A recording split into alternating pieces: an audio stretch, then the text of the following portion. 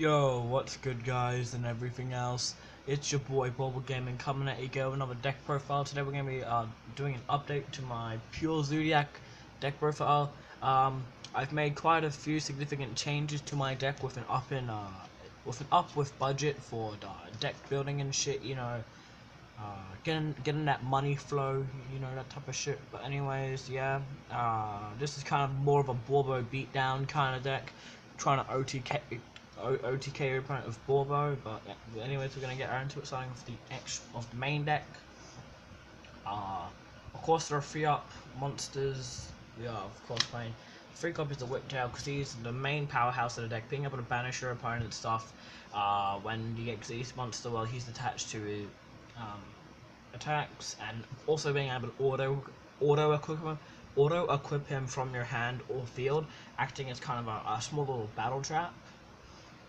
And then free Ram, he's just good to barrage if you already have something engraved, so then you get 2 special summons off. And also, while he's attached, you get to negate a trap card activation, which is really strong as well.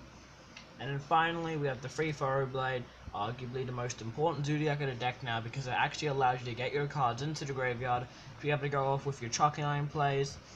And of course, having that piercing damage is really useful, but it won't come in handy majority of the time, because of course you're going to be attacking directly with Bobble. So for the 3-off lineup, pretty standard.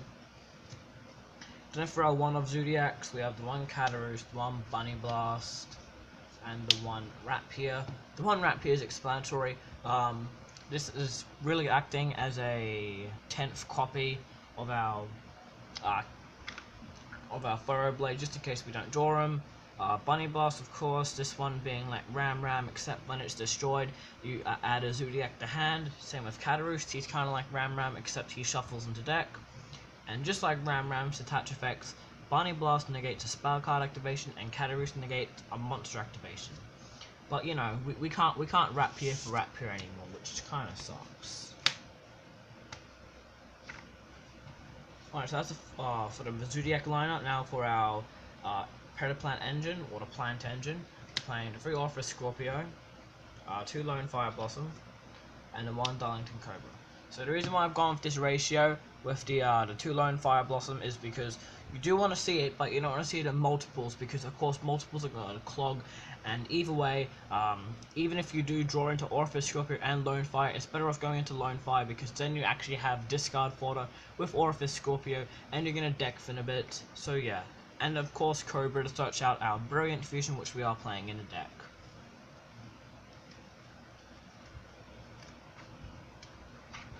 Alright, now for our Garnet, we are playing of course the 1 aptly named Garnet and the 1 Trick Clown.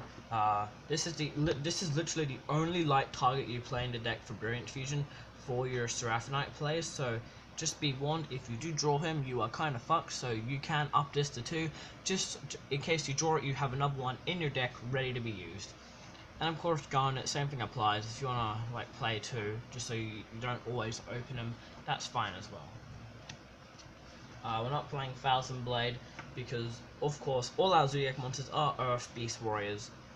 Now for our spell cards, we are playing the 3 copies of Zodiac Sign. We're not playing the 3 Terraforming anymore, because of course we have the cut space for all the other cards. Then we're playing the 3 Zoodiac Barrage. Of course this card is still at 3. If you don't play it at 3, then you're some sort of fucking mentally diseased retard. And then of course we have the triple Tanky, because this searches out all our Zoo cards, really powerful, more consistency to the deck, just being able to get to our combo pieces. Like, this is what I meant by a 10th Furrow Blade, because you have 3 Furrow Blade, another 3 Furrow Blade, then you have the 3 Furrow Blade itself, and then you have Rapier. Now if you don't know what Zodiac Sign does, it's a small 300 attack boost for all Zodiac monsters, and your opponent goes to attack on a Beast Warrior monster you control. It has to be the Beast Warrior with the highest attack, so majority of the time it's going to be your Borbo, which can normally be anywhere from 3,000 to 4,000 attack, depending on what you have equipped. So yeah, and also if exactly 1 Zoodiac monster would be destroyed by a card effect, you can destroy 1 Zoodiac monster from your hand or field instead.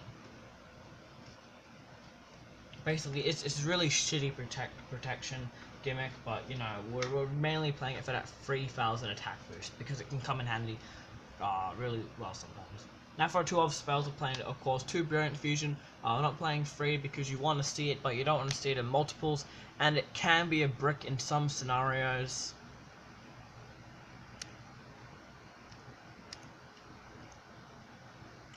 Yep. So then we're playing the 2 Twin Twisters. Of course, this card is really really good, just being able to answer that back row, so you always have the clearance to go off into your plays. You know, it's pretty standard. And finally, last of all, we have the 1 Raigeki. Sorry about that, guys. Just had some camera issues and stuff. Of course, the 1 Raigeki to block your opponent's shit. We don't want to. We could play Kaiju. You guys can play Kaijus. I'm not playing them just because I think Raigeki's a bit better. And of course, you're trying to go for that OTK. So yeah.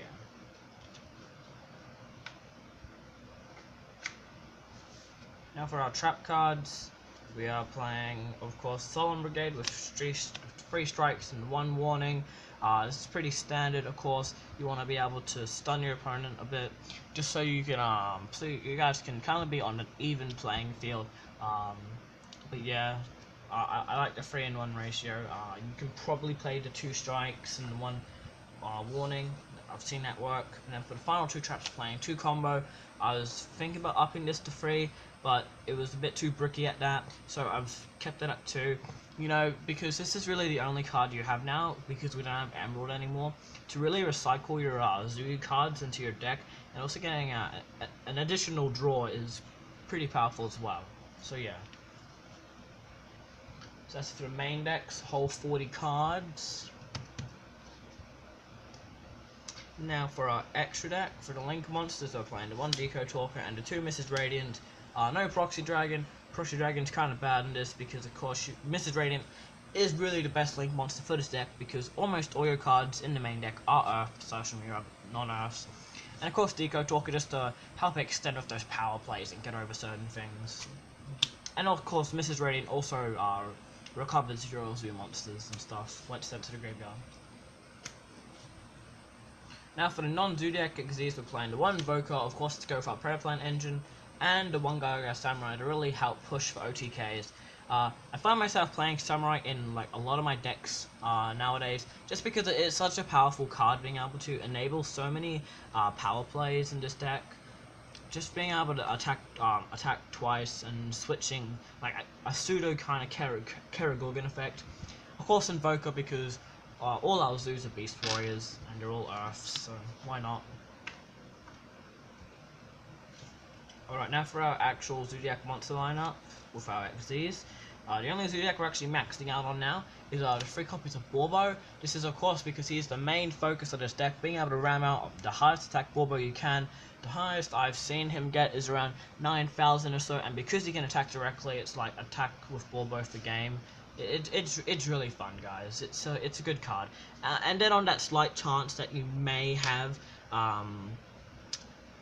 12 or more XYZ materials, you use to send as many cards from your opponent's hand and field to the graveyard as possible, and then you get to change them to defense positions. But yeah, really powerful. Then for our other Zoodiacs, we are playing, of course, the 2 Chakanine, pretty good. No, not maxing it out. 2 Tiger Mortar, and finally the 2 Kong. Can't go wrong with Kong. We all know this. So pretty standard. Kong protects, Tiger Mortar recycles materials. But like what you normally do now is that you go Hammer Kong to Tiger Mortar, you're detaching off Tiger Mortar, like recycling stuff from your graveyard underneath, then going to like Chakanine and bringing back your Kong, and then finally overlaying for like Warbo, and he's going to be on like 3,000 to 4,000 attack depending on what you've used.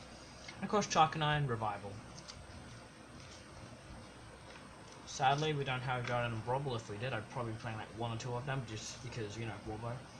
And then finally, for the final card, it is of course Gem Knight Seraph Knight. This card enables so much for this deck now, just because it relies a lot on its normal summon now. Of course, having your Rat Peers, just being able to really pump out stuff to the field. Of course, Seraph Knight helping with your Deco Talker plays or Mrs. Radiant plays, depending on what you go into first.